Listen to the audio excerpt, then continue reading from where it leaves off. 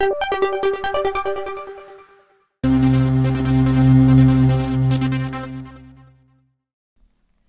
बच्चों, कैसे हो? उम्मीद करती हूँ कि आप बहुत अच्छे होंगे और आपकी पढ़ाई भी बहुत अच्छे से हो रही होगी। तो आज यहाँ पर हम कक्षा चौथी की एफएलएन अंकुर अभ्यास पुस्तिका के अंतर्गत भाषा भारती मतलब हिंदी का सप्ताह 30 तृतीय आवधिक आकलन के प्रश्नों को हल करने वाले हैं। तो क्या आप लोग तैयार हो बच्चों? चलो करते हैं आवधिक आकलन के प्रश्नों को हल। यहाँ पर है सप्ताह 30 तृतीय आवधिक आकलन लिखित है। यहाँ पर बहुविकल्पीय प्रश्न के अंतर्गत प्रश्न पहला है, निम्नलिखित पठन अंश को पढ़कर पठन अंश से संबंधित प्रश्नों के उत्तर दीजिए। तो यहाँ पर इसे पढ़ लीजिए बच्चों ध्यानपूर्वक, इसके अनुसार हमें नीचे प्रश्न के उत्तर देना है। प्रश्न पहला है, समुद्र की लहरें सूर्य मंदिर में किसकी धुलाई करती थी? शिखर की, रथ की, सीढ़ियों द्वारा द्वार की और सूर्य और घोड़ों की। तो यहाँ पर स नंबर का राइट है बच्चों, सीढ़ियों और द्वार की।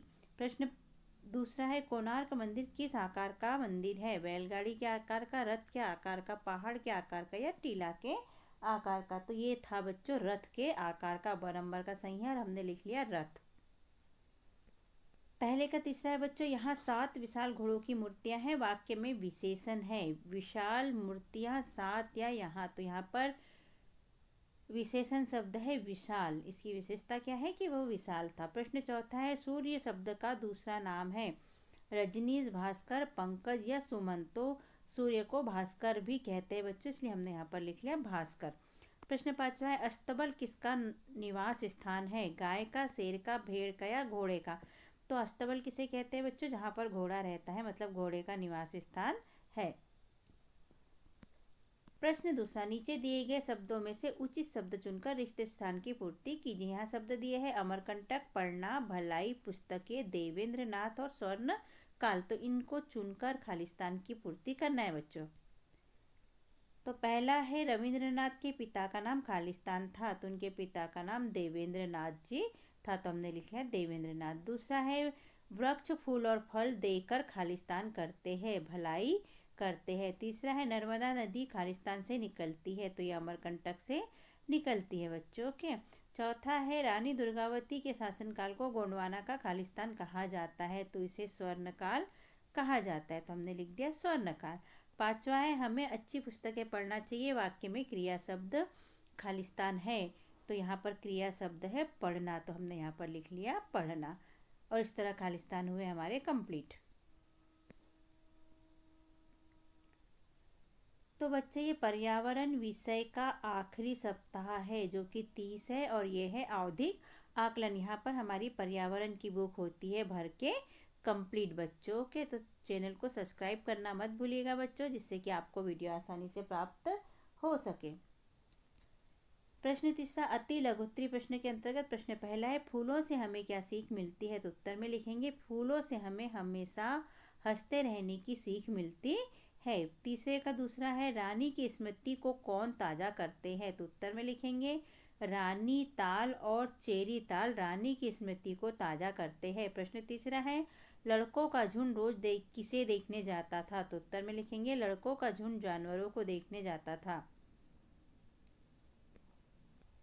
प्रश्न तीसरे का चौथा है, बचपन से रानी दुर्गावती की किस कार्य में विशेष रुचि थी? तो उत्तर में लिखेंगे, बचपन से रानी दुर्गावती की अस्त्र शस्त्र चलाने एवं घुड़सवारी करने में विशेष रुचि थी। पांचवा है, कला प्रदर्शनी में किसकी कलाओं को दिखाया गया था? तो उत्तर, कला प्रदर्शनी में मध्य प्रदेश की जनजातीय कलाओं को दिखाया गया था। तीसरे का छठवां, निम्नलिखित शब्द समूह के लिए एक शब्द लिखिए। तप करने वाले को क्या कहते हैं? तो उसे कहते हैं तपस्वी।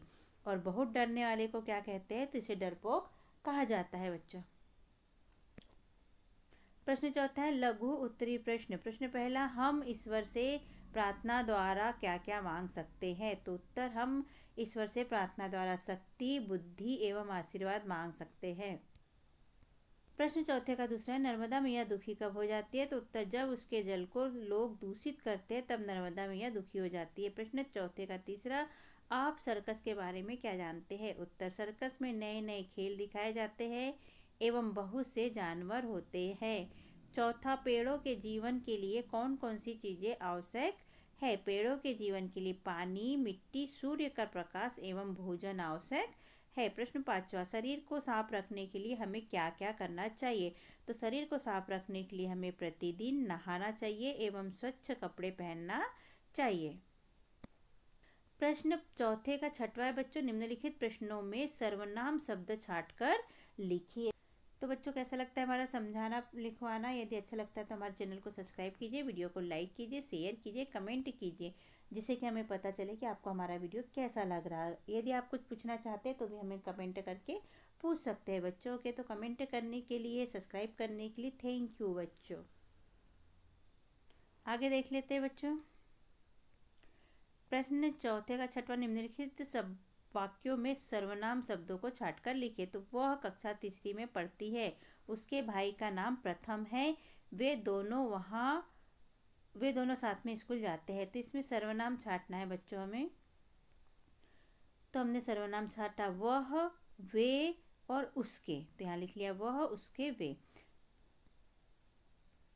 प्रश्न 5वां, दीर्घ उत्तरीय प्रश्न। प्रश्न 5वें का पहला, गुलाब जामुन या अन्य कोई मिठाई के बारे में 5 बातें लिखिए। तो हम गुलाब जामुन के बारे में लिखेंगे। पहली, गुलाब जामुन मतलब खोआ, चीनी, मैदा से बनती है।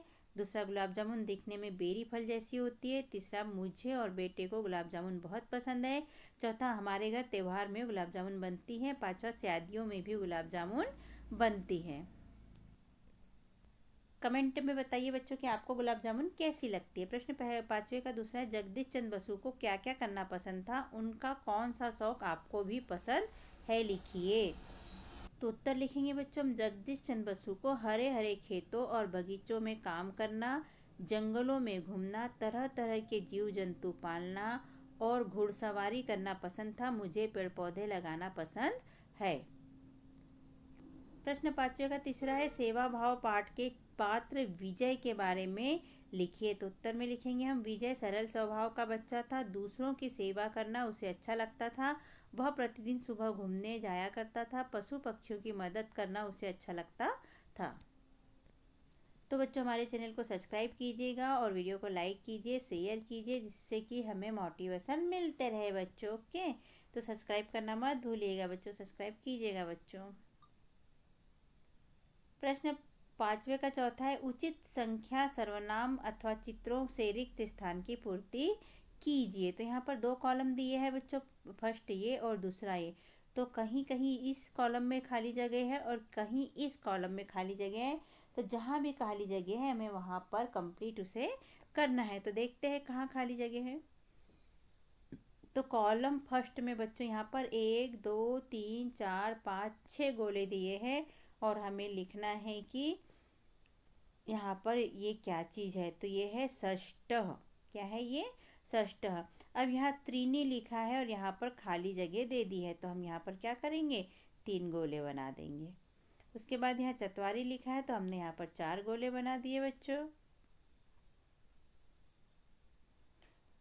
फिर यहाँ पर 1 गोला बना है तो हमने यहाँ पर लिख लिया 1, और यहाँ अष्ट लिखा है इसलिए यहाँ पर हमने 8 गोले बना दिए। 1 2 3 4 5 6 7 8, क्योंकि अष्ट का मतलब 8 होता है बच्चों। ओके,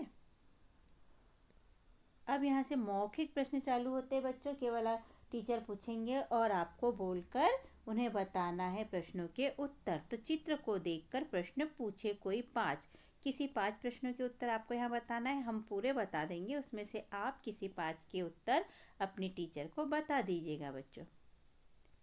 यहाँ पर देखिए बच्चों, इस चित्र में क्या हो रहा है। तो ये लड़की पौधा लगा रही है, यहाँ पर ये बच्चा पौधा लगा रहा है गमले में। पक्षी उड़ रहे हैं, बिल्डिंग्स है, आसमान है, चिड़िया है, ठीक है, तितली है। तो ये सब यहाँ पर दिखाई दे रहा है। यहाँ पर फूल दिखाई दे रहे हैं। तो पहला प्रश्न है, चित्र में लड़की क्या कर रही है। तो चित्र में लड़की क्या कर रही है बच्चों, पौधा लगा रही है। तितलियाँ कहाँ बैठती है, तो तितलियाँ फूलों पर बैठती है।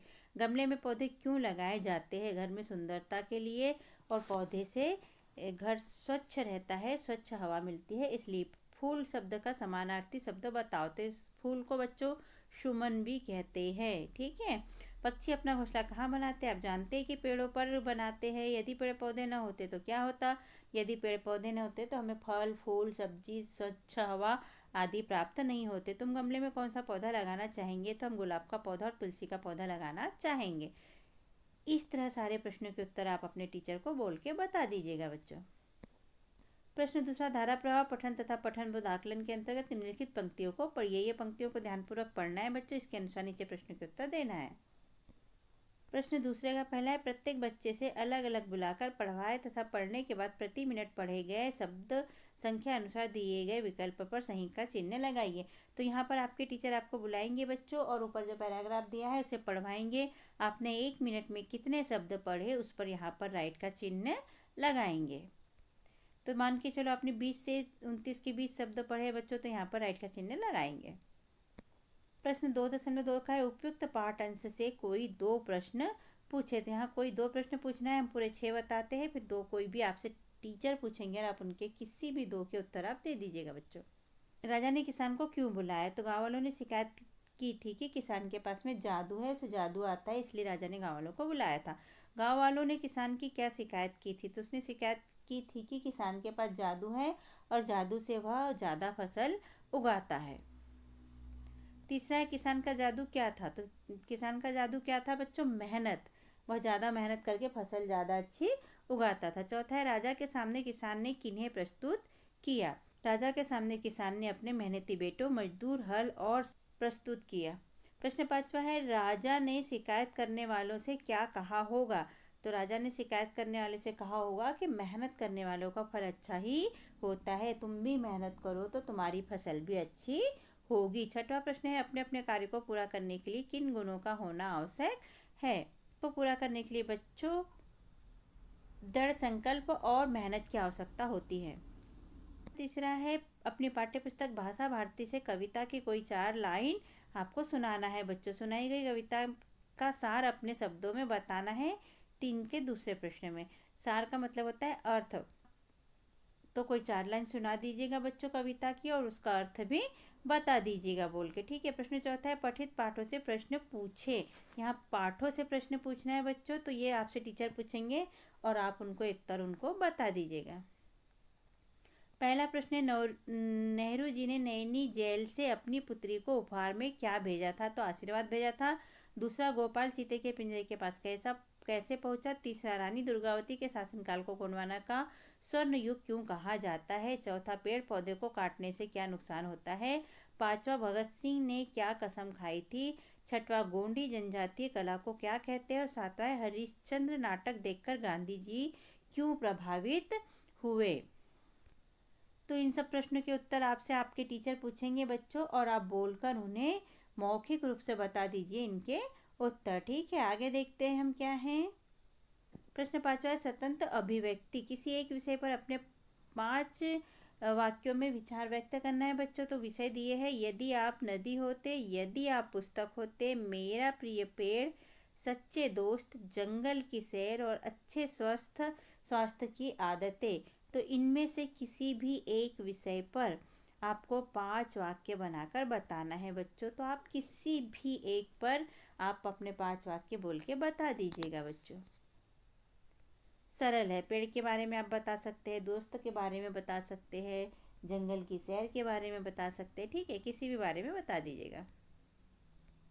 उपयुक्त विषय के अतिरिक्त अपने अनुसार विषय दे सकते हैं। इसको छोड़कर भी आपके शिक्षक आपसे किसी और विषय पर पूछ सकते हैं, तो आप उन्हें बता सकते हो बच्चों। तो इस तरह यहाँ पर हमारा विषय हिंदी का सप्ताह 30 होता है बच्चों कंप्लीट, और 30 सप्ताह था तृतीय आवधिक आकलन, जो कि हमने कंप्लीट किया। आपके टीचर क्लास में आपका आवधिक आकलन लेंगे। आप ये प्रश्नों को याद करके अपना आवधिक आकलन बहुत अच्छे से दीजिएगा बच्चों, जिससे कि आपको नंबर अच्छे प्राप्त हो सके और आप अच्छे नंबरों से पास हो सकें। तो हमने कक्षा 5वीं की भी 8 ग्रेड यहाँ पर अपलोड की है बच्चों, तो आप अपने दोस्तों और रिश्तेदारों को शेयर कीजिएगा। और हम एग्ज़ाम के लिए भी अच्छे वीडियो बनाकर डालेंगे, जिससे कि एग्ज़ाम में आपको हेल्प मिल पाए बच्चों। तो आप चैनल को सब्सक्राइब करके रखिएगा, जिससे कि हम वीडियो अपलोड करें तो आपको जल्दी से जल्दी प्राप्त हो सके और आप उनका फ़ायदा उठा सके बच्चों। ओके, तो मिलते हैं किसी और वीडियो में।